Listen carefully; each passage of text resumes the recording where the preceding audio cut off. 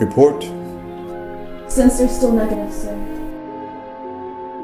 Still negative. Sir, we've already searched beyond the farthest possible location of the wreckage. 2 disappearances within a month. First the Thales, then the Oregon, and now the Vesta. Looks bad, sir. 1 suggests an accident. 2 might be a coincidence. But 3? 3 suggests a plan. Whatever happened to them happened quickly. No wreckage, no debris field. No distress signals, no emergency beacons. No answers. Notify Starfleet Command there's no sign of the Vesta or the other 2 missing ships. Our investigation continues. Aye, sir. Starfleet Command, this is Potemkin. No sign. Picked a hell of a time to sign aboard the Potemkin, Mr. Allen. Investigation continues. So it appears, Captain.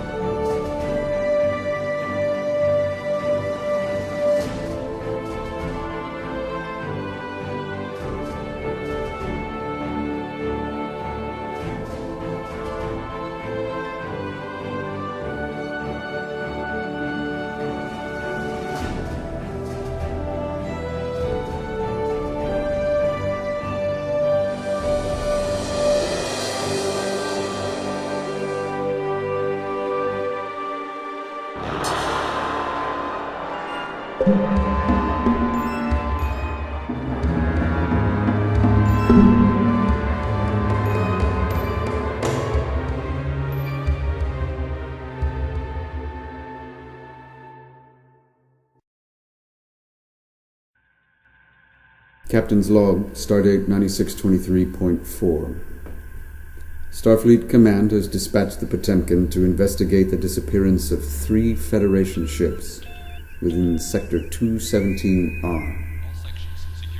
In addition to this mission, we have been assigned a new science officer, Patricia Allen, to replace Lieutenant Sukarnoputri, who was killed during our mission to Jetty.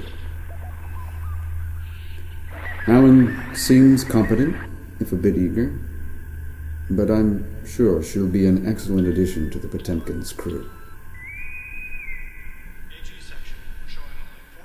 Anything on our sensors, gentlemen? Negative, sir.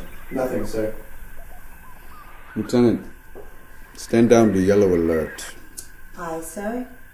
Yellow alert. Work out projected courses for all 3 lost vessels. Use their last known positions as waypoints. See if there's any commonality. Aye, sir. Tanabe, initiate a standard search pattern. Helm, sublight, factor 5. Captain, incoming message for you from Admiral Hunter.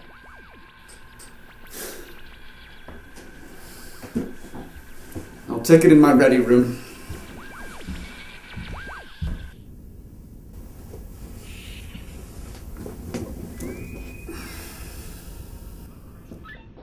Captain, how's the search progressing? It's not progressing at all. All 3 ships disappeared without a trace. Any guess as to what's going on out there? Tholians, Romulans, Orions. Don't forget the Klingons. Never, sir. I've spoken with Admiral Davis. She's agreed to send you the support ships you need. Unfortunately, they won't be there for 3 days. Better late than never, sir. It was the best I could do, Captain. I didn't mean to sound ungrateful, Jace. Just frustrated. Usually there's some trace, an energy wave, a debris field, distress signal. Whenever a ship disappears, it's just not the case here. And we can't figure out why. I want you to know that this is not going to be a repeat of the Harrier incident, Captain. I promise. I won't let that happen again. We're sending you the support ships you need. I'm sure, Jace. Anything else? Just be careful, Alec. Starfleet out.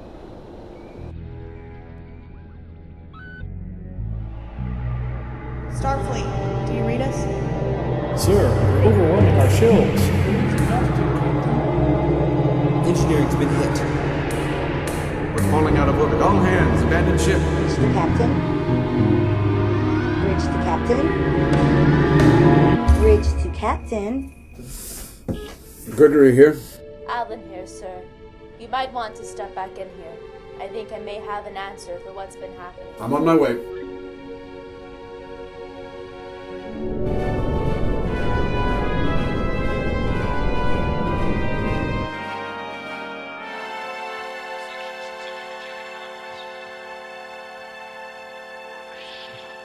Report. We found something, sir. Almost unbelievable. Part of this area of space is missing. Missing? Explain. I can't explain it, I can only report it. The volumetric reading of this sector is 30,000 cubic kilometers less than what it was 3 hours ago when we entered it. Error in the instrumentation? No, sir. We have run several diagnostic tests on our sensors. They are optimal. Meaning?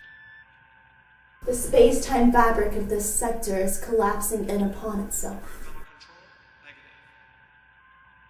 That sounds like it could be dangerous to my ship. Very.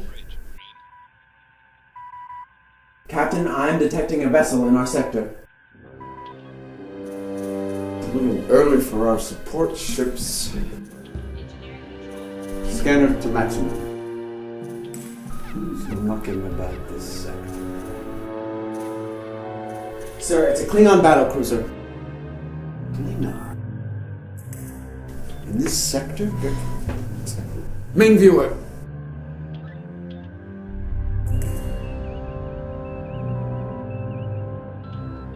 Starfleet intelligence has reported an increased Klingon presence in this sector. Captain, I'm getting an odd reading. Elevated hull temperatures and hull pressures on their vessel. Sir, an unusual energy nimbus is developing around the Klingon battlecruiser. This nimbus may be the very thing that destroyed the 3 ships we're searching for. Hail the Klingons. Warn them off. Aye, sir. Attention, Klingon vessel. This is the Federation starship Potemkin.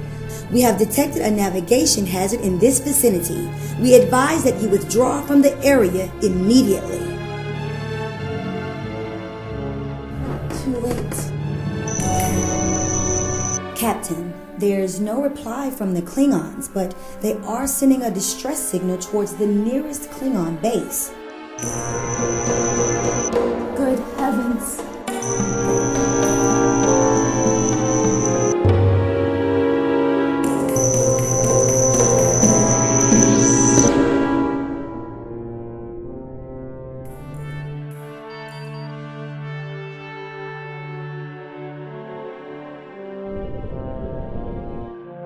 Navigator, plot us a course out of this sector, Starbase 211. Aye, sir. Helm, stand by to go to Warp 7. I don't want to waste any time getting out of here. Aye, sir. Captain, wait. Play that order, Helm. Sensor readings indicate that the same thing will happen to us if we go to warp. Activating the warp drive will just draw the anomaly toward the Potemkin. We're trapped here, sir. Captain, if that Klingon distress call got through to their base, And it did, sir. then we're going to have some unpleasant company with a very nasty attitude about their missing ship. Helm? Course leading, sir. Sublight, factor 5. We may not be able to run, but we don't have to sit here waiting for those Klingons to show up. Or for that anomaly to swallow my ship like it did the others.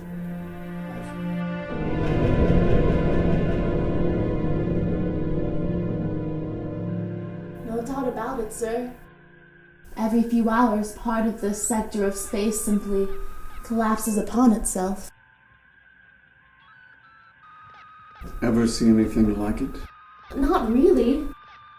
Despite some similarities to the phenomenon of interphase on the Tholian border and the pocket of space-time in the Delta Triangle, this is a completely new and unique phenomenon. We're lucky to be here to observe it.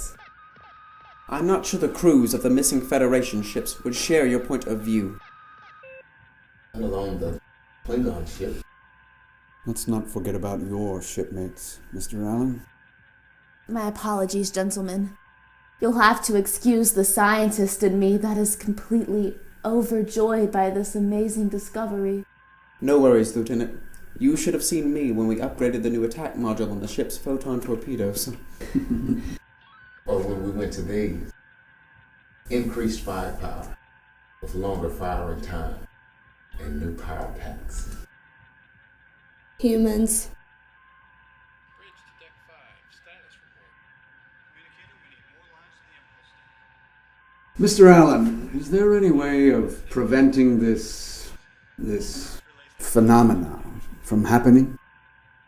I won't even pretend to understand the quantum mechanics of it, sir. It will take a science ship years to study it and see what makes it tick. But the danger this phenomenon presents is incalculable.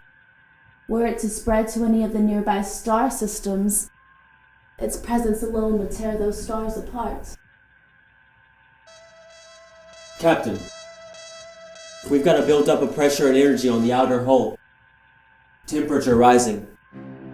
This could be an indication that we're about Change course. Bring her about. Bearing 130, Mach 42. Sublight, factor 8. Bearing 130, Mark 42. Sublight factor 8.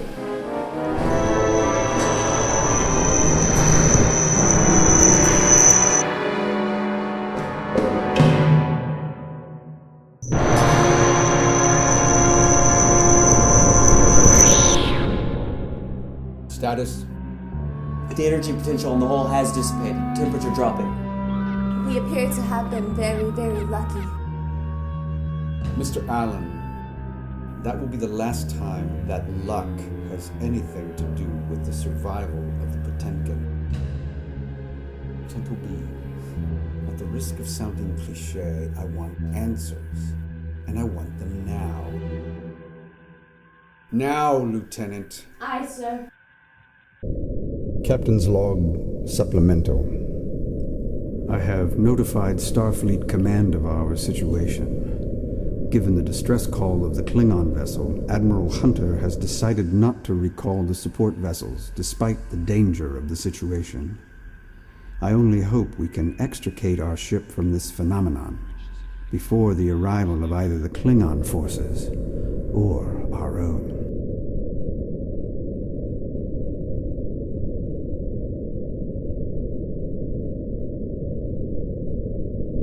Captain. Mr. Allen, you've discovered a solution for our problem? Sorry, sir. A solution, no. A means of prediction, no. A means of detection, yes. The clue was in the energy fluctuations in the hull, both heat and pressure signatures. When correlated with the length of time between the occurrences, it's clear what's happening.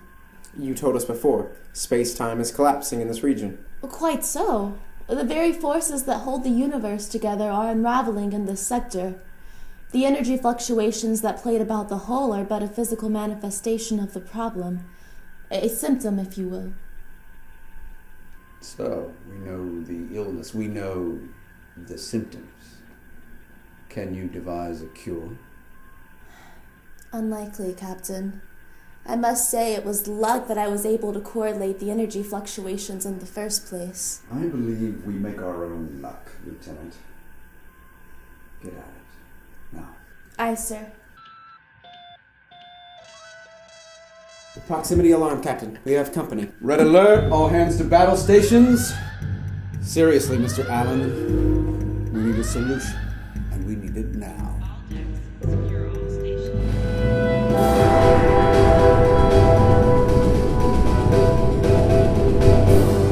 All weapons at the ready, sir. Phasers fully charged. Photon torpedoes are loaded into their tubes. Shields and screens at maximum. Lieutenant, hail the Klingons. Navigator, prepare a series of evasive maneuvers. Helm, be prepared to execute them at a second's notice. We're getting no reply from the Klingons, Captain. Put me on visual, Lieutenant. This is Captain Alec Grigory of the Federation starship Potemkin. We have encountered a spatial anomaly that endangers all traffic in this sector. For your own safety, we urge you to withdraw, as we are doing. Puny Earthers, running away from us after destroying one of our vessels without provocation. We did no such thing, Commander. Your ship was destroyed by this phenomena. We detect no anomalies in this sector. You are lying. We are trying to prevent your forces from suffering additional losses. I must advise you to withdraw, Commander. I'm sure you do. Captain, I'm detecting a buildup of energy across the hull of the starboard Klingon ship. Increase in temperature, too. I suggest... Commander, one of your ships is in danger.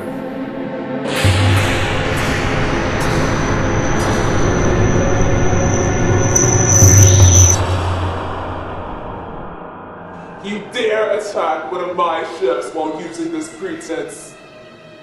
Prepare to be boarded. And Captain, you can prepare to die. Commander, as unlikely as it seems that Mercury is telling the truth, something is wrong with the very ether or space in this Kelikor. It is disappearing. Oh, you fool. You easily buy into these Federation lies. Commander, listen to your own officer. Or are you going to disregard the scientific evidence as well as the 2295 Treaty of Khitomer?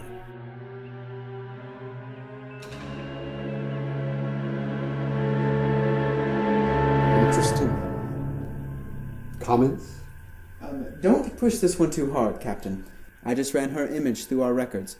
According to Starfleet intelligence, Commander Kuma Ona has quite a reputation. Kuma Ona. Quick trigger. Tendency towards aggressive behavior is the exact phrase. Captain, we're being hailed by the Klingon commander. We have examined our own readings and have determined that there may be some truth to your statements. I'm glad to hear that, Commander. Perhaps we can work together. I'll have my science officer send you the data she's collected so far.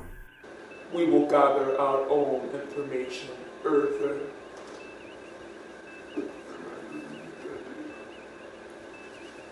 However, Korg demands to see your information immediately.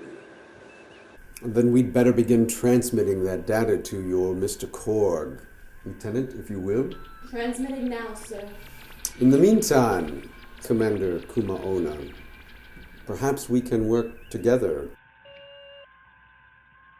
Or perhaps not.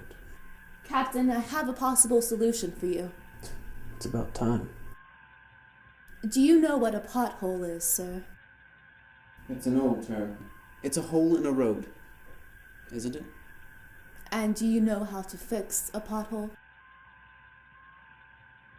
Fill it full of something and then pave over it? And how do you propose to patch this pothole in space? We pump it full of energy. I'd like to propose an experiment. What if we took a probe and sent it at a low warp to a predetermined location? Once the void begins to form around it, we fire all weapons into the anomaly before it collapses. That's bound to be seen as provocative to the Klingons. Well, I like it. I don't. It swallowed 5 ships that we know of. How is firing the ship's weapons going to be any different than an exploding warp core? Those ships didn't explode, Captain. They simply ceased to be. There was no release of energy. So, we're going to fire our ship's weapons into an empty space in hope of filling this hole. It's the best I've been able to come up with, sir. Science was never my strongest subject. Mine neither. We're going to need a better target than one of Mr. Allen's probes. Instead, I recommend that we modify one of our hazard buoys with heavy-duty shielding. They're designed to withstand ion storms up to astral vibrations force 6. We could equip the buoy with warp field generators that we borrowed from our warp shuttles. Captain, I suggest we take the warp field generator from the Griffith. It's already undergoing maintenance. We could then fire phasers at it for several minutes before the shields would begin to degrade. The energy from our weaponry would be expended within the void itself, instead of just passing through it. I like it better now. A lot better. Implement immediately, before that thing swallows us or we're attacked by Commander Akuma Ona. Captain's log, stardate 9623.9. Lieutenant Allen thinks she has the answer. An attempt to fill this dangerous void with energy from our weapons. We've informed the Klingons of our intention, but there's been no reply. If this fails, Mr. Allen speculates that this phenomenon could expand and encompass this entire quadrant. The fate of several dozen inhabited worlds depends upon our success here. Or failure. Target buoy in position, Captain. Activate the buoy's warp field generator. Scanning, sir. Helm, move us into phaser range. Aye, sir. Sir, I'm detecting an increase in energy and temperature on the hull of the buoy. Increasing shields to maximum. Lock onto the target with phasers. Fire at will. Aye, sir.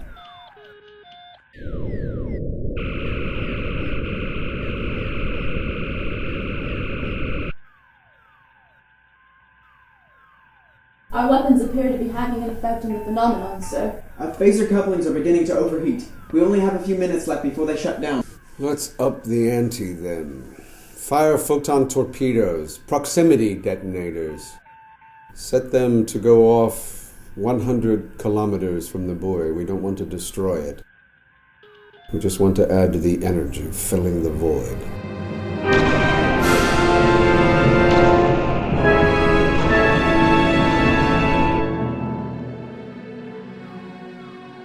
It's not going to be enough, sir. Damn.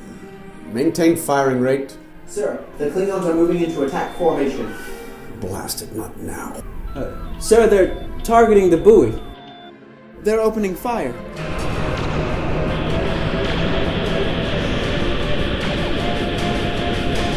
Almost there. Almost. Captain, it's just not enough. Sir, I'm reading a message between the Klingon ships. The lead ship is ordering the other ship to... Captain, the second Klingon ship is moving in on the buoy. Its S4 graph unit is going to overload.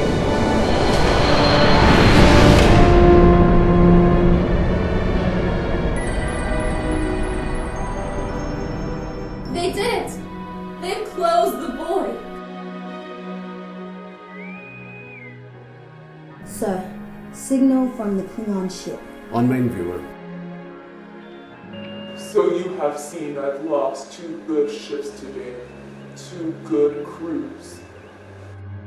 They died with great honor. She sent those ships into the void fully manned? What kind of monster? Lieutenant, we honor your dead, Commander. As well you should. I should take your ship and your head as compensation for our losses. But there is the matter of that treaty. Bah, we shall see how long it lasts. And when it does fail, Captain, you can expect to find me seeking retribution I've no doubt you will try, Commander. But do not expect me to go quietly. I wouldn't have it any other way, Captain.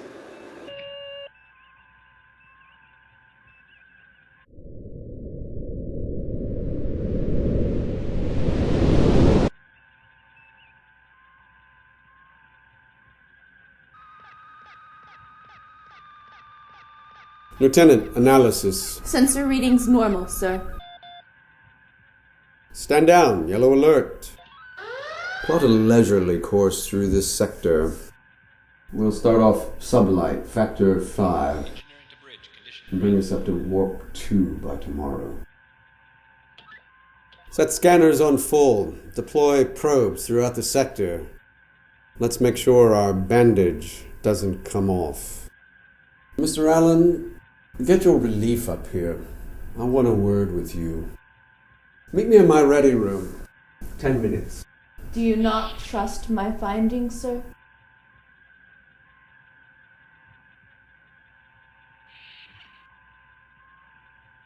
There's a Russian proverb that applies. Doveryai, no poveryai.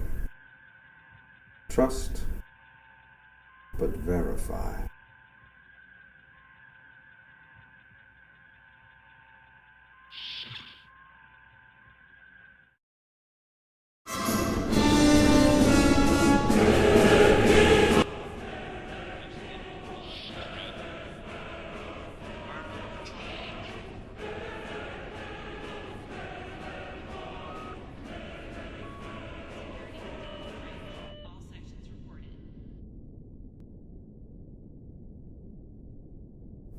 Lieutenant, less than half an hour ago you interrupted me when I was in communication with Commander Kuma-Onna.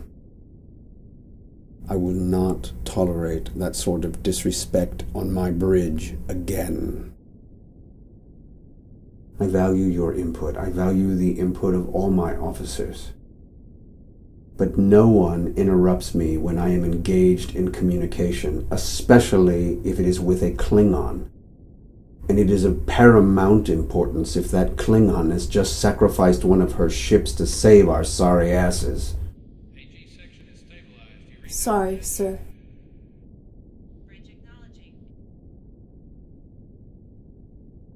At ease. I just couldn't believe she sent her second ship into the void on a self-destruct mission. I was considering the same maneuver for the Potemkin if we failed. Sir? It had to be stopped. No matter what was causing this void, it had to be ended here and now in this sector. If that meant sacrificing Potemkin, I would have done it in a heartbeat. The Klingons realized this before we did, and sacrificed their ship. Why do you think they did? Commander Kuma-Onna was probably afraid I wouldn't have the courage.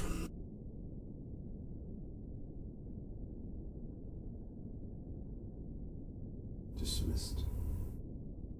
Yes, sir. Good evening, sir.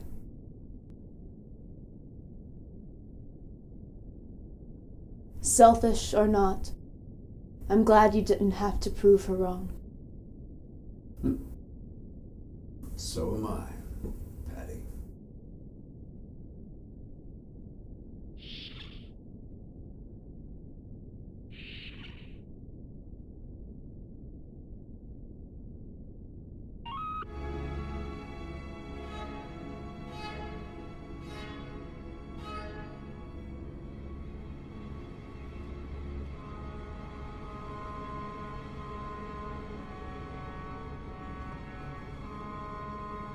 So am I.